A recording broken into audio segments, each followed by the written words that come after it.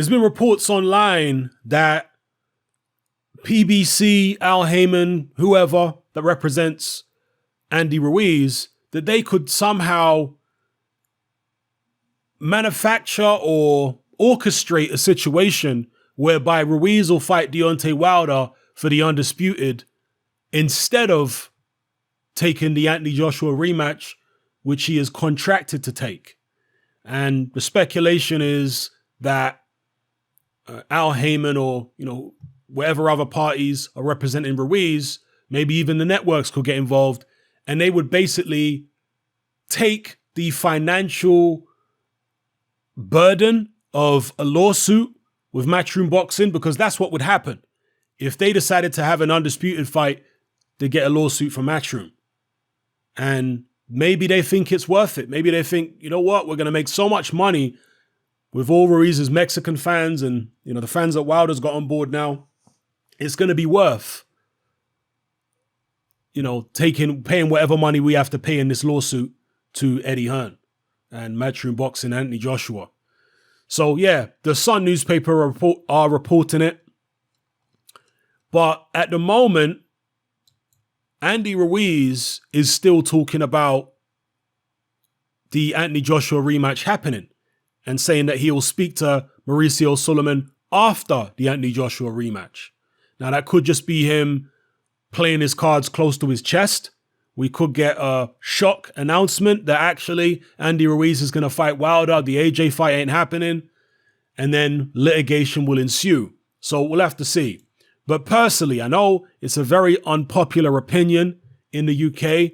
Personally, I think it's for the best if Andy Ruiz fights Deontay Wilder next and the AJ rematch don't happen. I think it's for the best. It may not be for the best for Matchroom.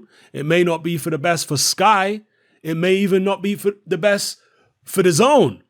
But the person I'm most concerned with is Anthony Joshua, not Matchroom, not the Zone, and AJ's already a millionaire.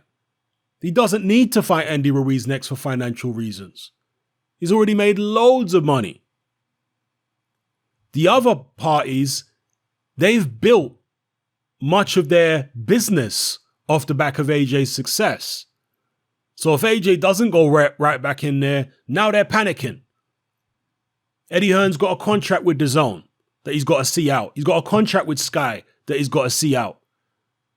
He's got dates to fill with action, with boxing. It wasn't so long ago that Sky were publicly coming out and saying they weren't really happy with the content that Eddie Hearn was putting out there by way of boxing shows. So Eddie Hearn is under pressure right now. And I think it would be a blessing in disguise if Ruiz and Wilder were to fight. You see, I'm not interested in all the back and forth between British and American boxing. I don't care about that. What I care most about is all fighters, whether it's Anthony Joshua, whether it's Deontay Wilder, whether it's Tyson Fury, you name it. What I'm interested in is all fighters making the most out of their physical ability, maximizing their potential. That's what I'm interested in. I'm interested in fighters doing what is necessary and what is best in order for that to happen. And in my opinion, it's just one man's opinion. I think it's best for AJ to not go in against Ruiz right away. It's not to say he can't win the rematch. It's possible he wins it. It's also very possible he loses it. The point is, I think at championship level, he's not going to have the time and space that he needs to address the issues that he has, the holes in his game, etc.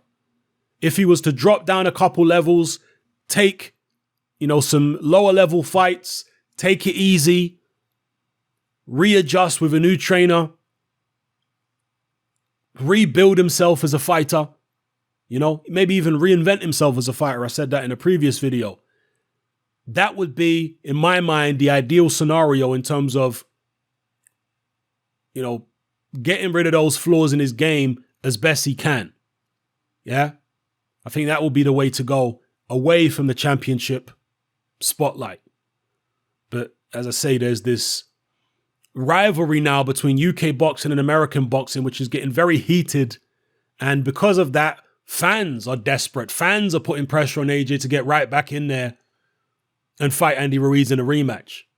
But I just feel like going forward, the problems are not going to be addressed. Even if he gets past Ruiz, not going to have the opportunity, not going to have the time and the space to really learn the game because he was rushed. And he did fantastically well for a fighter who was rushed, Anthony Joshua. Fantastically well.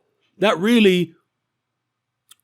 really speaks volumes about his internal fortitude, that a guy who was rushed the way he was able to achieve so much. Because he achieved way more in his very short career, 23 fights, than Tyson Fury or Deontay Wilder did in their first 23. In fact, he achieved more than they did up until the Ruiz fight. He achieved more than both of them in however many fights they've had. How many fights has Tyson Fury had now? Like 29, 30 fights? Deontay Wilder's had 40 fights? So AJ's done tremendously well for a guy who was rushed. But I think now is an opportune moment to pump the brakes, just ease off a little bit, and do some of the learning, catch up with some of the learning that he missed in his first 23 fights. That's my opinion. So we'll see what happens here. Deontay Wilder and Andy Ruiz, I think, would be a very interesting affair. It's definitely a fight I would love to see. When it comes to boxing history, you will see that undisputed champions don't remain undisputed for very long in terms of holding all the belts. So people worried about the belts being monopolized by PBC and all this kind of business, I don't see it happening. I really don't see it happening because, as I say, people are going to get stripped. There's already talk of Andy Ruiz getting stripped to one of the belts and Tyson Fury and Tom Schwartz fighting for it. I'll speak about that in a separate video. I'll be surprised if that happens, but, anything in boxing is possible. Point being, belts do go walkies. Fighters do get stripped, including cash cow fighters.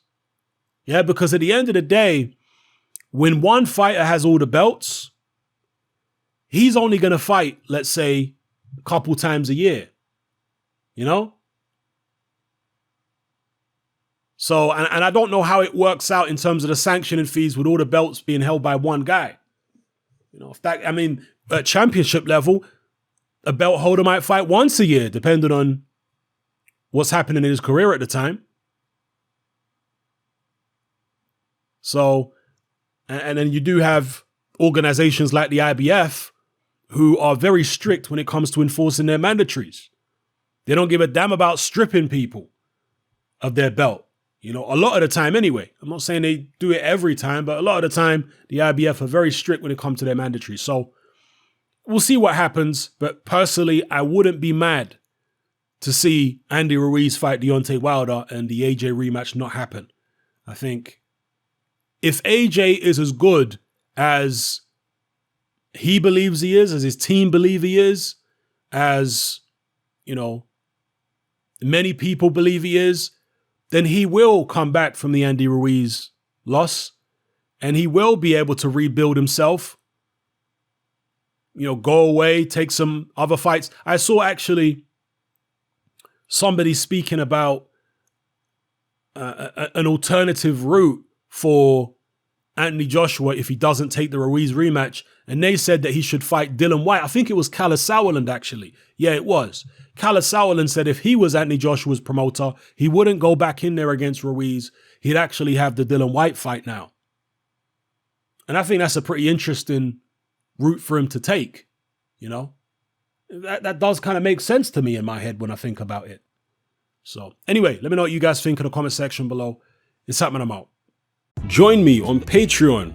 I upload a minimum of 2 podcasts every single week, covering a wide variety of controversial topics, as well as live stream Q&A sessions. Take a look on screen right now at some of the podcasts I've produced so far.